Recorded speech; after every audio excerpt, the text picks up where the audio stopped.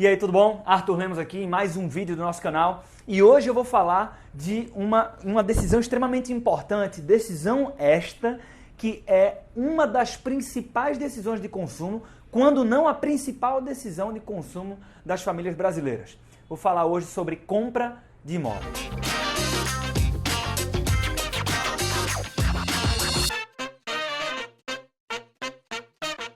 Primeira coisa que eu quero combinar contigo é a seguinte: este não é um vídeo de negociação, né? É um vídeo no qual eu vou te apresentar situações que acontecem, que são comuns, mas que o comprador médio ele não sabe identificar ou não conhece essas situações, né? E são situações que fazem com que o vendedor esteja muito inclinado a conceder bons descontos. Então quero te mostrar quais são essas situações para que você esteja treinado e apto a identificar. E uma vez que você identifique essas situações em um processo de negociação, né? Quando você estiver comprando um imóvel, ali você vai saber que tem uma clara oportunidade para comprar melhor, para comprar com bons descontos. Então vou apresentar as principais situações, tá? Não serão todas, mas as principais que acontecem no dia a dia, da mais óbvia até aquelas que não são tão óbvias assim, para que você consiga aproveitar essas oportunidades.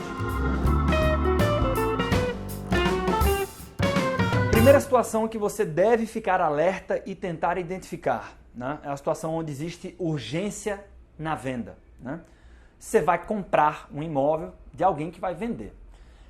Esse vendedor, se ele tiver urgência para vender essa unidade, esse imóvel, enfim, isso pode representar um grande desconto e você pode utilizar isso ao teu favor, né? Dois motivos muito comuns pelos quais um potencial vendedor ele pode estar disposto a conceder um bom desconto em função de uma urgência na venda, né? Olha, é muito comum você encontrar situações onde o vendedor está trocando de imóvel, né? Ou seja, eu não estou falando de um investidor de imóveis, estou falando da maior parte das famílias que habitam em um imóvel e, por qualquer que seja o motivo, necessidade de adequação de local ou de tamanho daquele imóvel, elas vão mudar de imóvel, né? Mas nessa mudança, eles vão vender o imóvel atual, né? E aí nem sempre o momento de encontrar o imóvel ideal e vender este imóvel acontece conforme previsto. Pode ser que essa família encontre o imóvel dos sonhos antes de conseguir vender o imóvel atual. E quando isso acontece, para não perder a oportunidade do chamado imóvel dos sonhos, ela vai precisar vender com pressa. Por quê? Porque muitas vezes também essa família precisa do dinheiro da venda desse imóvel para poder concretizar o negócio da compra do próximo imóvel. E aí que você entra, né? Se esse imóvel que ela quer vender é o imóvel que você deseja comprar, você tem ali um vendedor extremamente motivado e essa motivação pode se traduzir em descontos, né? Bem, um outro motivo você deve ficar alerta e que pode te ajudar muito no processo de negociação, né? O motivo que eu digo assim, outra situação é quando você identifica que aquele atual morador vai se mudar. Vai para outro país, para outro estado, para outra cidade, né? E quando ele faz isso, você tem ali muitas vezes, em muitas oportunidades, um vendedor muito motivado. Que isso, inclusive, transborda a barreira financeira. Como assim? Diferente do exemplo anterior, nestes casos de mudança, mesmo que o atual morador, que é aquele cara que vai te vender aquela unidade, mesmo que ele não precise daquele dinheiro, ainda assim haverá um grande senso de urgência. Por quê? Isso aqui é refletido numa característica do nosso comportamento financeiro, tá? E o porquê é justamente o seguinte: quando nós vamos transacionar, quando a gente vai negociar um item de alto valor, né? Um valor alto no que diz respeito à representatividade daquele bem frente ao meu patrimônio, né? A gente tem uma tendência natural a preferir negociar cara a cara, presencialmente, né? E naturalmente, se esta pessoa tem uma data certa para embarcar, então ela vai preferir negociar presencialmente, então ela tem algum tipo de pressa e essa pressa pode se traduzir em descontos ao teu favor. Então fica atento a estas oportunidades e vamos à próxima situação. Esse motivo para mim é muito especial porque é um motivo que eu categorizo como um dos mais óbvios, mas que muitas pessoas não conseguem validar se ele está acontecendo ou não. E aqui eu quero falar sobre excesso de oferta, né? Imagina que você quer comprar um apartamento num conjunto, num bairro, só tem um apartamento à tua disposição. Putz, então você vai sobrevalorizar aquilo, né? A regra da escassez, já falamos aqui sobre isso também no nosso canal. Depois procura esse vídeo aqui no nosso canal do YouTube. Mas se você chega lá e tem 1 milhão de imóveis muito similares à tua disposição, então você tem ali uma situação muito confortável. Naturalmente, o excesso de oferta pressiona o preço para baixo. Isso pode ser vantajoso para você que vai comprar um imóvel. Agora, a grande questão aqui é como identificar se você tem um mercado com excesso de oferta ou não, né? Você sempre vai depender da opinião do corretor. Talvez não seja sempre o melhor caminho, porque a opinião dele tem um certo conflito de interesse ali, né? Ele está muito interessado em fazer com que você tenha um senso de urgência para comprar, porque quanto antes você comprar, em muitas ocasiões, melhor vai ser para ele. Antes ele vai receber a comissão dele também. Então, tem algumas coisas que não dá para terceirizar, né?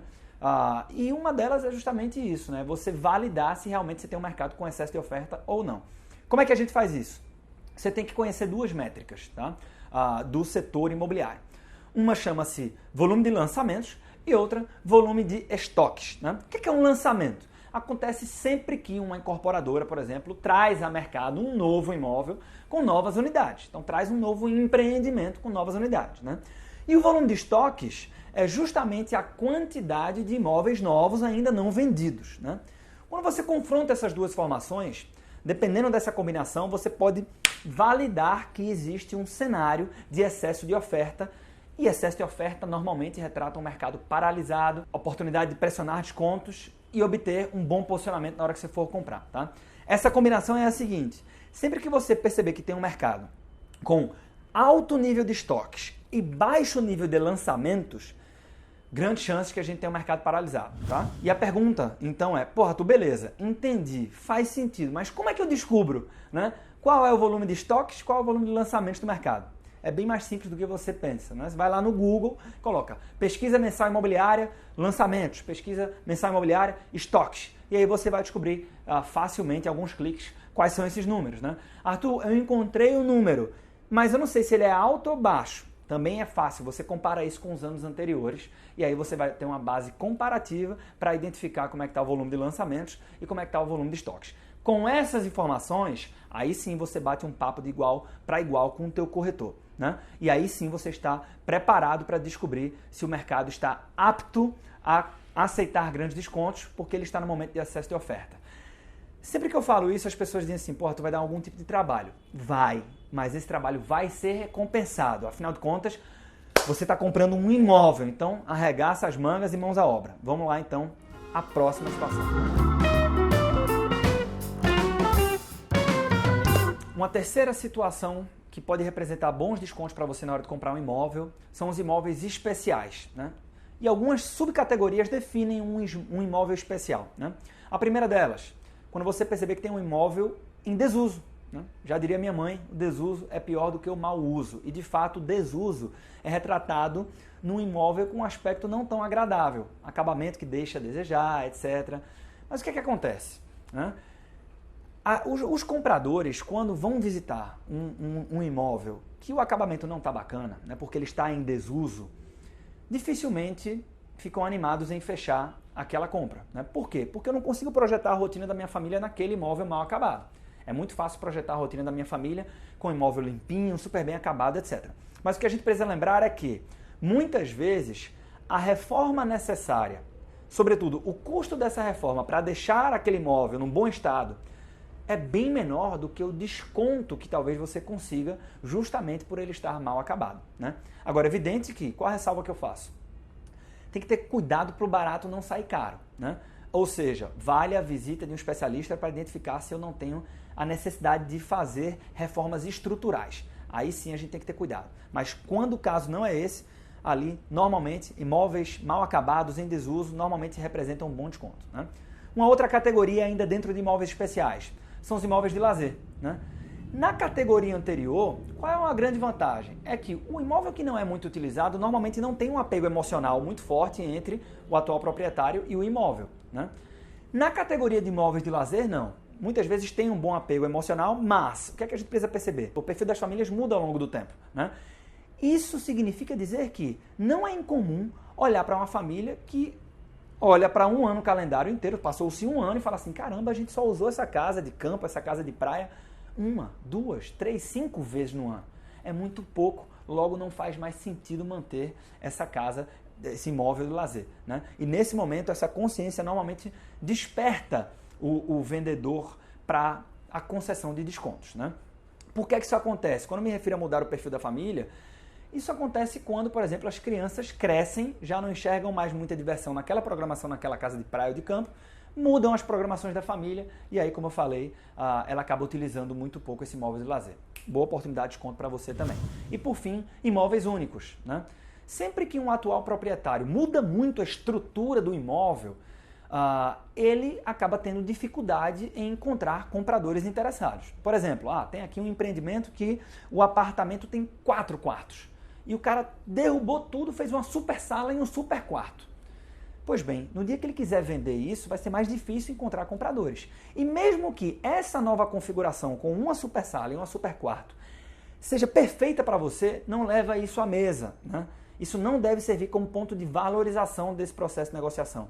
Pelo menos não leva isso à mesa. Ou seja, saiba que, por mais que lhe atenda, aquele cara está tendo muita dificuldade em encontrar potenciais compradores. Então, use isso ao seu favor para conseguir bons descontos. Ou seja, sempre que você identificar imóveis especiais, em desuso, imóveis de lazer, imóveis com características únicas, ali tem um celeiro de oportunidades para que você consiga bons descontos. Vamos então à próxima situação. Um dos motivos mais clássicos, sem sombra de dúvidas, é a incapacidade de pagamento. Ou seja, se aquele vendedor, por algum motivo, ele tem um contrato com uma instituição financeira, com uma incorporadora, ele não está conseguindo honrar esse contrato, então esse cara vai ter uma motivação especial, porque ele vai perceber que, em algum momento do tempo, é mais vantajoso vender esse imóvel com um bom desconto do que manter, não conseguir pagar aquele acordo original que ele tem e aí se submeter a multa, juros, encargos e até um eventual processo de perder esse imóvel, sendo sujeito ao imóvel então a um processo de leilão, etc. Então, incapacidade de pagamento, sem dúvida alguma, é uma coisa que se você identificar, você tem muita força nesse processo de negociação. Agora, também existe, aqui eu estou me referindo à incapacidade de pagamento do vendedor, né? Mas também pode existir a incapacidade de pagamento ou algo próximo disso por parte da incorporadora, né? O que nos leva à próxima situação, que é o excesso de distratos. Como é que é isso? Vamos lá, vou te explicar. Para falar de excesso de distratos, eu quero que você entenda que o negócio de uma incorporadora está pautado numa palavra chamada confiança, né? Antes de um empreendimento estar pronto, se a incorporadora fosse usar apenas recursos próprios para levantar um empreendimento, ela teria que colocar muita grana. Então, o que é que ela faz? Ela está disposta a conceder parte da margem que ela teria nesse empreendimento, fazendo pré-lançamentos e lançamentos, né? O lançamento nada mais é do que vender na planta, então há um senso comum para chegar no entendimento de que comprando na planta eu vou comprar por um valor menor do que o valor que aquele imóvel terá quando ele for efetivamente, quando ele estiver efetivamente pronto, né? Afinal de contas, por mais segura que seja a incorporadora, existe um risco em comprar na planta, existe uma incerteza envolvida nesse processo e existem também os pré-lançamentos, ou seja, as vendas para investidores que compram com grandes descontos, mas abastecem um fluxo de caixa da incorporadora, de tal maneira que, quando eu olho para aquele empreendimento, eu, na verdade, precisei colocar muito menos dinheiro do meu bolso do que eu precisaria se eu fizesse tudo sozinho, sem a ajuda dos investidores e dos compradores na planta. Pois bem, o que é que leva, dentre outros motivos, um investidor a aceitar investir num projeto como esse?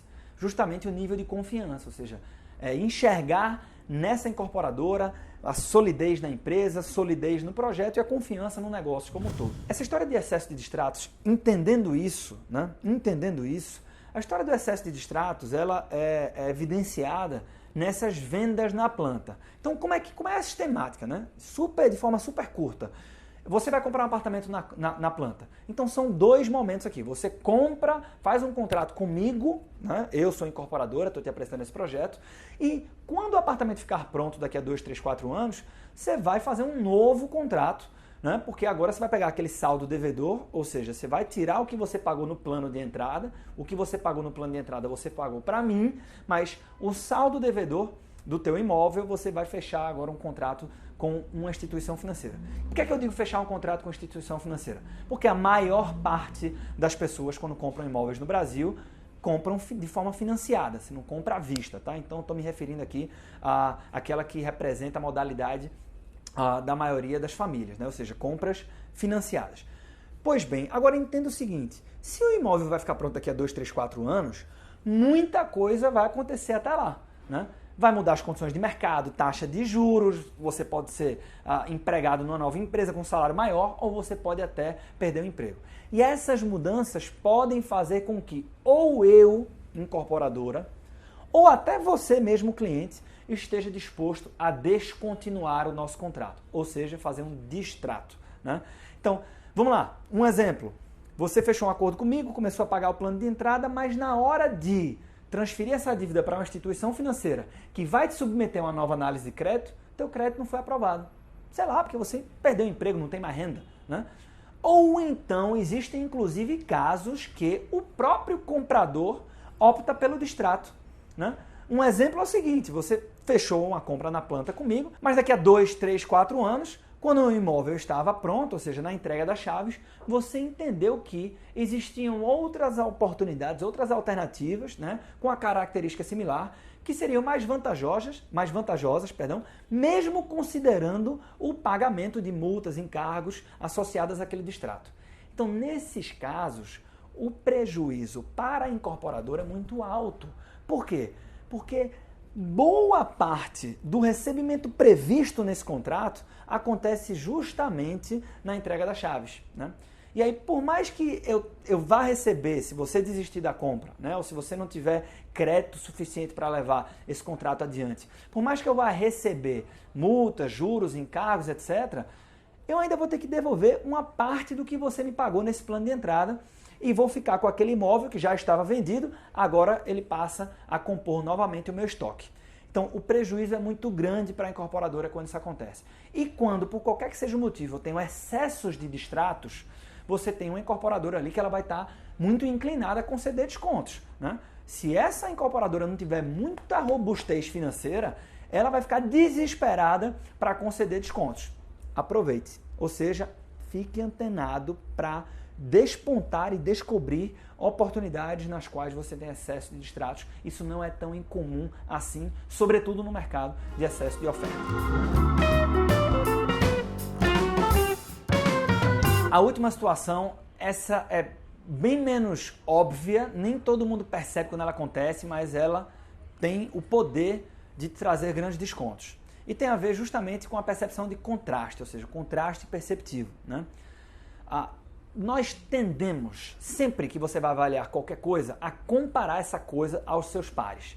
De tal maneira que um mesmo carro pode parecer super bacana se ele estiver do lado de carros inferiores, ou ele pode parecer um carro muito mediano se ele estiver ao lado de carros espetaculares. Esse efeito do contraste perceptivo envolve e influencia a nossa percepção de valor. E a gente tende a precificar as coisas de acordo com a nossa percepção de valor. Se você não conhece muito bem o que é estratégia de contraste, eu recomendo que você assista um vídeo aqui desse canal, onde eu explico como é que isso funciona e como é que você pode se beneficiar dessa estratégia na hora que for comprar, né, realizar uma compra. Nesse caso, é mais ou menos assim, você está procurando um imóvel, tudo bem. Se o imóvel que você estiver disposto a negociar, ele representar um padrão muito superior aos imóveis de um determinado condomínio ou de um determinado empreendimento, as pessoas irão ter a percepção de que ele vale muito mais, né? E talvez por esta percepção diferente do que as pessoas imaginam, aquele vendedor vai ter dificuldade em encontrar um comprador. Então, se você realmente está desejando aquele imóvel, utilize isso ao seu favor, né? E o oposto também é verdade. Se ele tiver condições aparentemente muito inferiores às condições dos imóveis que circundam aquela unidade, as pessoas vão entender que na verdade ele é ainda mais inferior do que realmente é. Então, o vendedor vai ter dificuldade em encontrar compradores interessados, então você pode aproveitar e utilizar isso ao seu favor. Então, assim, contraste é uma coisa que nem todo mundo está atento, né? Às vezes nem o vendedor percebe, mas isso influencia a nossa percepção de valor e, como eu falei, percepção de valor é retratada em preço, né? Esses exemplos que eu trouxe aqui hoje, eles de fato acontecem. É lógico que tem outras situações, né, que implicam na vontade do vendedor em te conceder descontos, mas essas são as mais comuns, talvez, né? E aí, assim, isso eu digo realmente de próprio caso. Na minha família, o meu irmão fez uma aquisição já de um imóvel, era um imóvel de lazer, mas ele fez numa super condição e, por incrível que pareça, porque ela reuniu várias dessas condições, dessas situações que eu coloquei ao longo do vídeo de hoje. Então, tinha um vendedor com muita urgência, por motivos pessoais, que iria se mudar do país, tinha data certa para sair. A questão do contraste se aplicava também, era um imóvel que ele aparentemente era um imóvel que ele se sobressaía frente aos imóveis naquela comunidade, né? Além disso, era um imóvel único, eram 2 lotes, um deles era para fins específicos de lazer, muito difícil de encontrar um comprador. Então, vários motivos ali que combinados fizeram com que meu irmão, no caso, tivesse acesso a uma super condição, né? E agora eu te convido a escutar algumas recomendações que vão te ajudar a envelopar tudo isso e te conduzir a uma compra mais eficiente. A minha intenção com esse vídeo não é julgar se você deve comprar ou alugar, isso é papo para outro vídeo, né? A questão é que, a partir do momento que você tomou a decisão, eu vou comprar um imóvel, como eu já disse, essa é uma decisão muito relevante para a vida financeira das pessoas e eu não quero que você erre na hora de tomar essa decisão. Um pouquinho de envolvimento, esses cuidados em perceber situações como essas podem te levar a argumentos sólidos e esses argumentos podem fazer com que você consiga um desconto. E quando a gente fala na compra de um imóvel, um desconto de 1, 2, 3, 4%, um monte de dinheiro, tenho certeza que ele será muito bem-vindo, né? Eu não sei se você se atinou ao longo desse papo da gente, eu falei lá no começo, isso não é um vídeo de negociação, mas é um vídeo onde eu vou te apresentar situações que fazem com que um vendedor esteja mais propenso a te conceder o desconto. O fechamento desse vídeo, sim, eu queria colocar uma contribuição nesse processo de negociação. Entenda que na mesa de negociação, quando a gente vai comprar um imóvel, que é o papo do vídeo de hoje, o grande ponto em questão é o motivo pelo qual você está disposto a comprar e a outra parte está disposta a vender, né? Então, as situações são sempre essas, né? O que é que está conduzindo o vendedor a vender? Se for urgência, se for... às vezes são características do imóvel, tudo bem, mas muitas vezes se trata do mapeamento deste motivo, né? E saiba também que, do seu lado, se você é um comprador apressado, não vai te ajudar a fazer com que essa informação esteja à disposição do vendedor, porque ele vai saber que ele pode precificar o imóvel dele, pode valorizar, não vai estar disposto a te conceder descontos, etc. Tudo que joga contra você. Então, se tem uma recomendação nesse processo negocial que eu gostaria de deixar com você sabendo que o motivo é determinante, neste acordo, você vai fazer o seguinte, você vai preservar o teu motivo e você vai tentar descobrir o verdadeiro motivo pelo qual o vendedor quer te vender.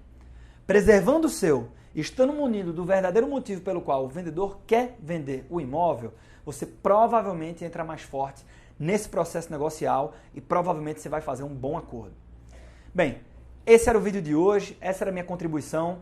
Se você conhece alguém que está pensando em comprar um apartamento, um imóvel, um terreno, mostre esse vídeo para essa pessoa que eu tenho certeza que você vai agregar valor para ela. E também, agora sim, essa altura, te convido a se inscrever no canal, ativar as notificações. Se você ainda não é inscrito, faz isso, porque uma vez por semana, pelo menos, a gente está sempre aqui trazendo conteúdo de alto valor para que você tome atitudes financeiras mais inteligentes. E um último recado.